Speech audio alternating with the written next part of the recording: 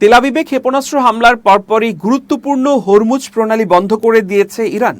দেশটির সশস্ত্র বাহিনী তাদের এক্স অ্যাকাউন্টে এক ঘোষণায় জানিয়েছে, পরবর্তী নির্দেশনা না দেয়া পর্যন্ত হরমুজ প্রণালী দিয়ে কোনো জাহাজ চলতে পারবে না। এরই মধ্যে অপরিশোধিত তেলের দামও বেড়ে গেছে। এই ঘোষণায় স্পষ্ট হয়ে গেছে, ইরান ইসরায়েলের বিরুদ্ধে প্রতিরোধ আরও জোরদার করবে এবং হরমুজ প্রণালীকে কৌশলগতভাবে ব্যবহার করবে, যা বিশ্ব জ্বালানি সরবরাহ ব্যবস্থার জন্য গুরুত্বপূর্ণ জলপথ।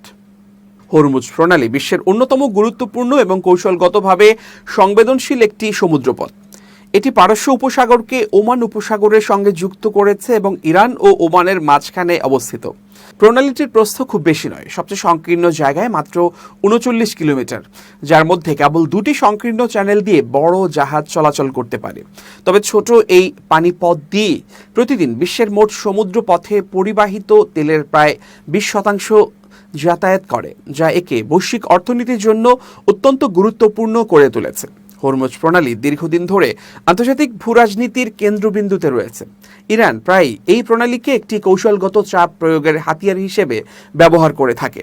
পশ্চিমা দেশগুলোর নিষেধাজ্ঞা বা সামরিক হুমকির জবাবে ইরান একাধিকবার হুমকি দিয়েছে তারা হরমুজ প্রণালী বন্ধ করে দিতে পারে, যা গোটা বিশ্বের জ্বালানি সরবরাহ ব্যবস্থায় চরম বিপর্যয় ডেকে আনবে। অন্যদিকে যুক্তরাষ্ট্র ও তার মিত্ররা বারবার এই প্রণালীর নিরাপত্তা নিশ্চিত করতে তাদের নৌবাহিনী মোতায়েন করেছে।